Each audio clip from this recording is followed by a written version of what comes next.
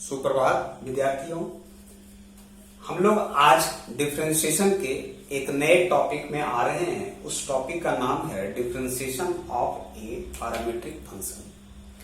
तो parametric function को प्रारंभ करने के पहले मैं आपको ये बता दूं कि डिफरेंशिएशन में किन सारे फंक्शन को हम लोगों ने किया है। उस डिफरेंशिएशन के फंक्शन में सबसे पहले हम लोगों ने कंपोजिट फंक्शन किया है और कंपोजिट फंक्शन करने के बाद इनवर्स ट्रिग्नोमेट्रिक फंक्शन किया है।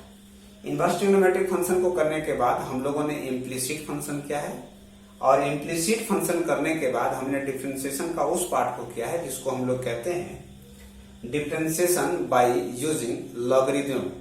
लॉगरिथम का मतलब हुआ लॉग को यूज करते हुए अपने डिफरेंशिएशन पार्ट को करना, जिससे डिफरेंशिएशन को करने में सहूलियत या आसान हो। अभी जो आपके पास पार्ट है ये इन सारे पार्ट के बाद का पार्ट है जिसका नाम है differentiation of A parametric function. अब प्रश्न यह है कि यह पैरामीट्रिक फंक्शन क्या है। तो पैरामीट्रिक फंक्शन के विषय में मैं बता दूं कि अगर x में कोई फंक्शन है, मान लीजिए ft, और y में भी अगर कोई फंक्शन है gt, ये दोनों फंक्शन सेम होने चाहिए। ध्यान रखिएगा, ये दोनों का दोनों फंक्शन सेम होना चाहिए।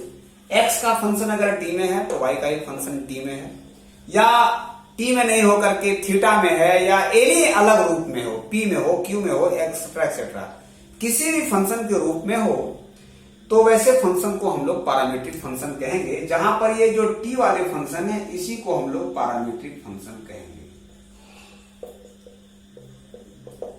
और इस फंक्शन में आपको dy बाय dx निकालने की जरूरत है।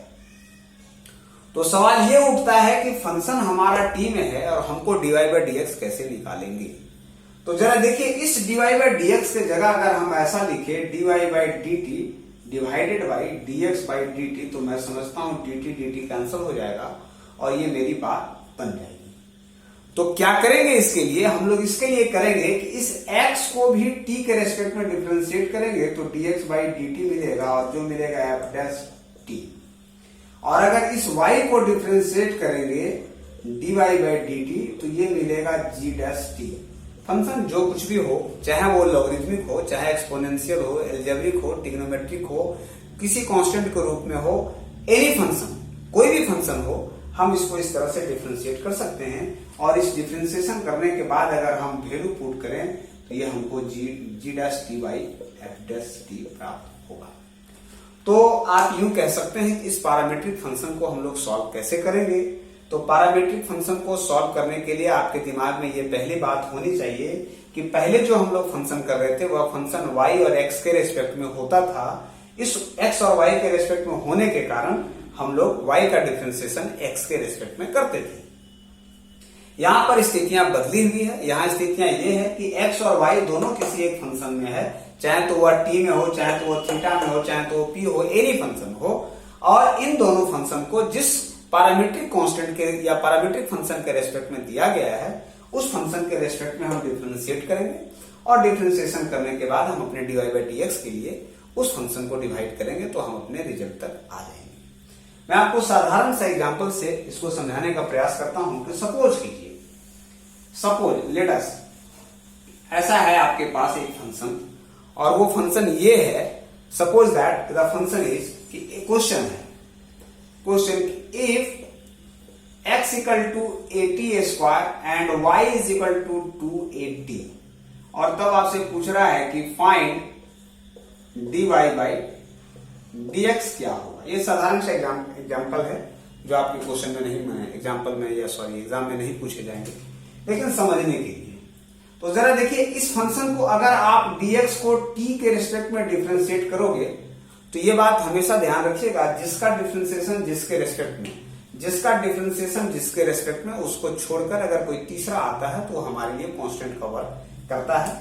और ऐसे केसेस में ए हमारा कांस्टेंट हो जाएगा और टी का 2t हो जाएगा। नाउ सिमिलर प्रोसेस से अगर y को करते हैं dy बाई dx dt, तो ये 2a कांस्टेंट हो जाएगा और t का 1 हो जाएगा। अब आपको अगर निकालना है dy बाई dx तो इसके लिए आपको करना होगा dy by dt divided by dx by dt, ऐसा करना होगा। तो ऐसा करने का मतलब dy बाई d का वैल्यू 2a है और इसका वैल्यू है a इंटू 2t। ये two a cancel, so 1/t is the required solution. ये ध्यान रखेंगे कि आपका जो सोल्यूशन ऑफ द पार्ट आएगा वो आपको किसी भी पैरामीट्रिक फॉर्म में ही मिलेगा, ये आपको दिमाग में रखना है, ठीक है। और सपोज कीजिए कि कुछ और भी ऐसे प्रश्न हैं, जैसे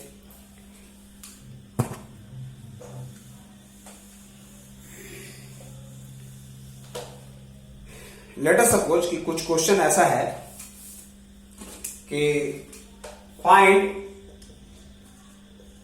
dy by dx if x equal to a cos theta and y equal to b sin theta।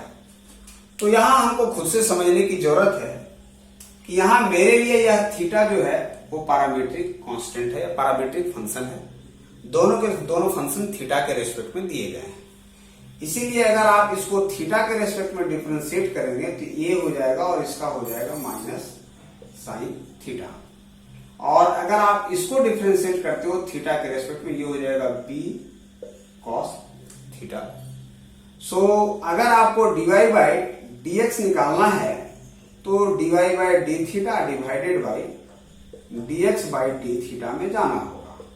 So dy by d theta जो मिलेगा वो मिलेगा b cos theta by minus a sin theta, means minus b by a, और ये हो जाएगा आपका cot theta. ये बड़े साधारण से एग्जांपल हैं। तो मैं ये समझाने का आपको प्रयास कर रहा था कि हमारा फंक्शन t में भी हो सकता है, थीटा में भी हो सकता है, या किसी और भी फंक्शन में हो सकते हैं। मैं आपको इसके एक अच्छे प्रश्न को चर्चा कर रहा हूं। जैसे प्रश्न है कि find dy by dx if x is equal to under root a to the power sin inverse t and y is equal to under root a cos inverse t। यहां आपको dy by dx निकालना है। तो जरा देखिए, इस question को आप दो तरीके से कर सकते हैं, वॉट एवर यू लाइक। आप इसको जिस तरह से चाहते हैं कर सकते हैं, या तो इसके डायरेक्ट डिफरेंशिएशन से जा सकते हैं, अगर आप ऐसा नहीं लेते हैं तो आप लॉग के भी माध्यम से जा सकते हैं। ये आपके ऊपर डिपेंड करता है कि आप इसको किस तरीके से हैंडल करते हैं या करना चाहते हैं। तो जरा देखिए, अगर मैं इसको साधारण तरीके से करूं तो ये एक्स स्क्वायर का वैल्यू हो जाएगा a to the power sine inverse t, ठीक है। और अगर आप इसको करना चाहें तो ये हो जाएगा y square equal to a to the power cos inverse t, ऐसा मिलेगा आपको। सो नाउ अगर आप चाहते हैं तो लॉग भी ले सकते हैं, अन्यथा आप डायरेक्ट यूज करें। तो डायरेक्ट डिफरेंशिएशन में करेंगे तो हो जाएगा 2x by 2x dx by dt must be equal to. अब जरा देखिए, आपको जैसा कि पता है a to the power x का अगर आप डिफरेंशिएशन करते हैं ये a to the power x log a होता है, तो ये हो जाएगा a to the power sine inverse t log a, और साइन इनवर्स t का हो जाएगा 1 by root under 1 minus T square. इसकी अगर बात करें तो 2 dy by dt must be equal to similar a cos inverse t log a by under root 1 minus T square, लेकिन यहां माइनस हो जाएगा। सो अगर आप इसको करें ऐसा, जरा देखिए कि dx बाई अगर dt करते हैं तो ये हो जाएगा a sine inverse t log a by 2x under root 1 minus T square, या इसको करते हैं तो ये dy बाई dt मिलेगा आपको minus a to the power cos inverse t log a by under root 1 minus T square, और यहां 2y हो जाएगा।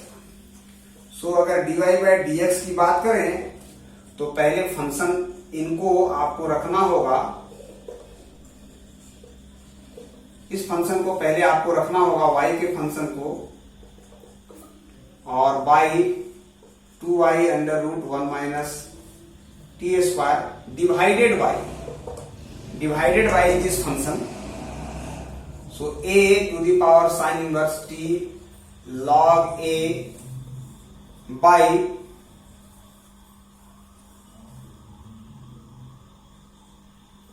To x under root 1 minus T square. इसमें बहुत सारा फंक्शन है जो हमारा कटेगा, और कटेगा कैसे जरा वो देखिए कि ये इससे डिवाइड कैंसिल हो जाएगा, ये 2 इससे 2 कैंसिल, log a से log a कैंसिल हो जाएगा, और आपके पास जो बचेगा वो ये बचेगा। मैं इरेज करता हूं इस पार्ट को। आपके पास जो बचेगा वो बचेगा minus a to the power cos inverse t divided by y और इनटू हो जाएगा x divided by a to the power sine inverse t। तो जैसा कि हम लोग जानते हैं कि y के बराबर है आपका a minus cos inverse t by under root a to the power cos inverse t, और इनटू x का वैल्यू है under root a to the power sine inverse t by a to the power sine inverse t। तो इस root function को अगर आप calculate करें तो आपको ऐसा मिलेगा। इस रूट फंक्शन को अगर आप कैलकुलेट करते हैं तो जरा देखिए, ये कटेगा, इससे ये कटेगा तो ये मिलेगा under root minus a to the power cos inverse t by under root a to the power sine inverse t, जो हो जाएगा माइनस y बाई एक्स। ये वैल्यू y का था, ये वैल्यू x का था। इस प्रश्न को अगर आप चाहें तो इसके दूसरे मेथड से भी कर सकते थे, जैसे x is equal to under root a to the power sine inverse t और y equal to a to the power cos inverse t। अगर आप log लेते तो ये log x हो जाता और ये हो जाता half log a to the power sine inverse t। Similarly अगर log लेते तो log y must equal to half log a to the power cos inverse t, और यहां से भी आप डिफरेंशिएशन में जा सकते थे। हमने आपको डायरेक्ट बताया है, आप चाहें तो लॉगरिथमिक करके भी सीख सकते हैं। इनके कुछ और प्रश्नों के साथ हम आएंगे, तब तक के लिए सुरक्षित रहें। धन्यवाद।